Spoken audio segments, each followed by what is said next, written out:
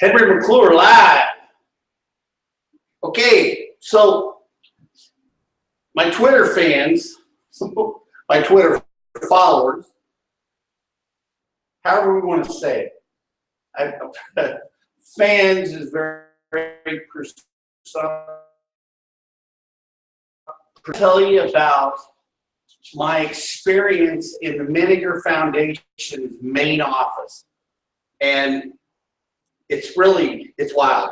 So the office itself is an exact replica of Independence Hall, you know, to scale. So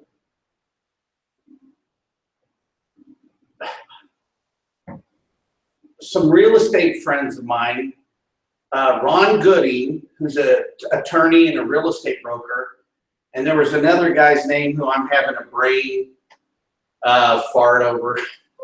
But anyway, these two guys get the Miniger Foundation property, this large piece of real estate, under their control to develop it after Miniger moves down to Baylor, down at in Houston.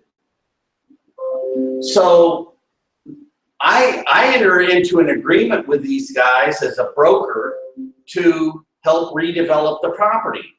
So we've got a room up there. We got electricity. I actually had a hardline phone put in. This particular office had a window air conditioning because like the building had been vacated and you know, it was closed and you know, already you know, it was growing or deteriorating, you know, really quickly, you know, it was an older building and without any light or electricity, you know, the air was kind of musty.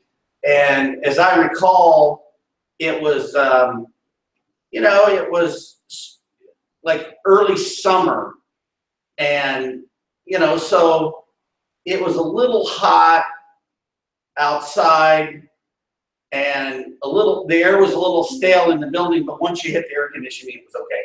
So I'm in this big building, and what was really wild was that day, while I was kind of cleaning up and organizing, I found this painting, and it was the most scary painting. You looked at it, and it just was, the painting itself was trouble.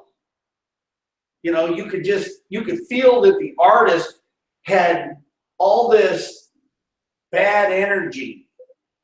You know, when you looked at the painting, you felt anxiety. And,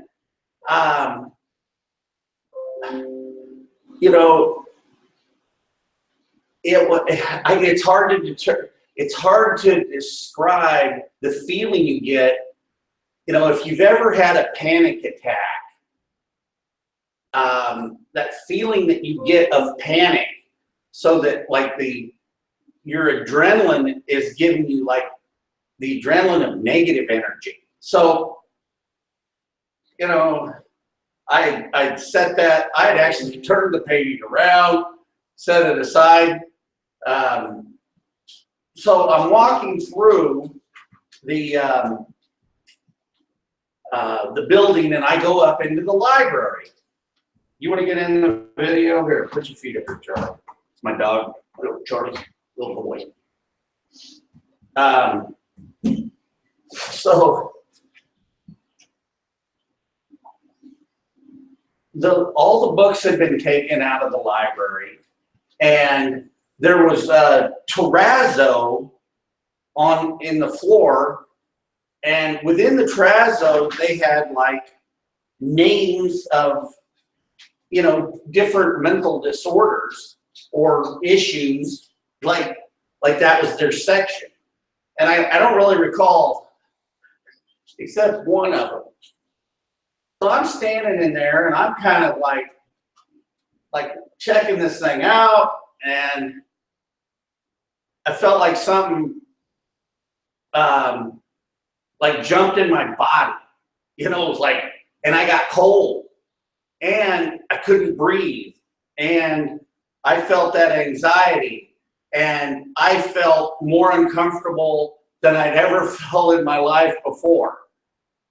And I'm in the suicide section of that library. And man, I went jetting out by the time I'm getting out of there, like I'm sweating, and the sooner I got out of there, I don't know, it kind of felt like whatever was in me was like, it was like I don't know, this is really weird, but it's like it was trailing me. It's like as I'm running, it's like it can't stay in my body. And I went outside, and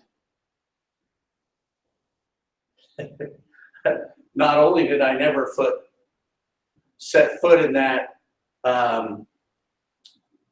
library again, I got into an argument with these guys. I had just got this property under my brokerage agreement, like for several days, and I had to meet them later that day for coffee or drinks, whatever, and they're like pressured me. One of the partners was, anyway, this Don guy, he had a business called Moods Unlimited. He was a pothead.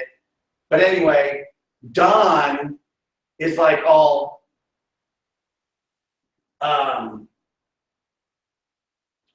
like, hey, when are you going to get this project done? You're burning daylight. Man, and like, I'm not going to take that.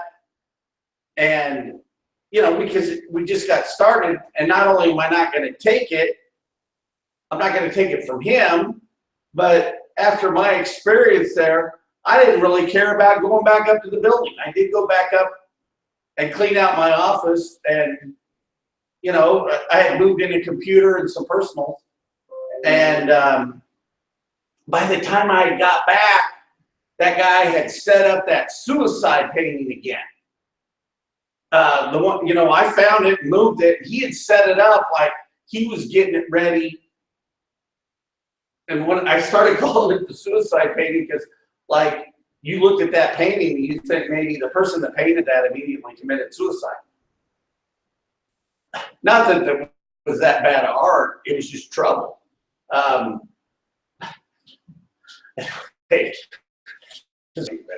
little bit. So the other day I'm at the Coffee Bean, and they had just brought, or the Classic Bean.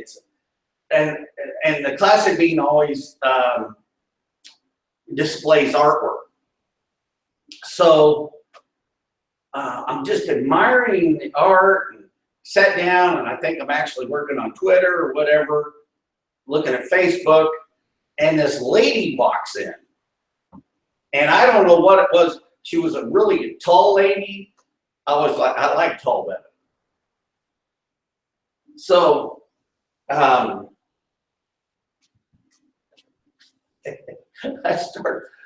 start talking to her, and it turns out she's Dr. Carl Miniger's daughter, Rosemary. And so she was the art teacher for all this art that they had just put on display. So I got to talking to her, and I told her about my experience. And she goes, "Oh, you met our ghost up there?" Yeah, I think, yeah, we felt that, it was like commonplace to her. And then I talked to her about the E.F. Hutton moment. Remember that commercial when E.F. Hutton talks, people listen? And she thought she remembered that as a kid. She's not that much older than me, because I was like 3 or 4 years old when I was a very outgoing young man. But she remembered me asking if her dad was crazy. And,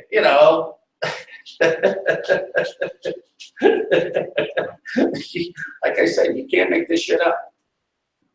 So anyway, Topeka, Kansas, it was the home of the Miniger Foundation, and Dr. Carl, he's the guy who got everybody out of the chains. It was his dad and brother that really, changed mental health that team. And so there's a lot of roots back here in mental health, for mental health. And, you know, some of it's for good reason. So, yeah, Jean Tierney was an outpatient and changed my diaper. She lived right across the street.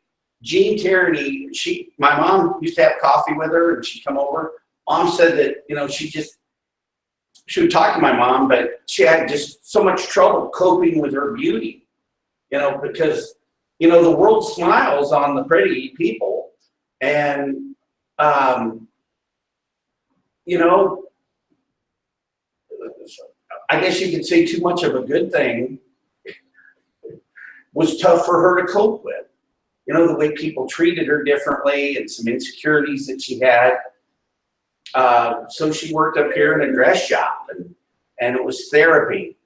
I'll never forget, I was, a good friend of mine, Farrah Fawcett, was in town, and she bought some jeans at a company back in the old days at Jeans West at White Lakes Mall, and my buddy never cashed the check. He put the cash in the cash drawer and then kept her picture, or, you know, kept her check. And then I was sailing out on Lake Sherwood one day, and I looked over and there's Chad Everett. So we've had our share of people coming in and out of here. Not that the celebrities are jack shit, but anyway, some people can rest their hat on the fame and the fortune. But and hell, some of the movie stars, it's obvious that they're crazy. So living in the fifth dimension is a fun place to be. So it's kind of why I'm in Topeka. But you can't put that in a tweet. You can't do that. So Henry McClure live here in Topeka, Kansas, doing my part to be a part of the crazies. Living the dream. Henry McClure live.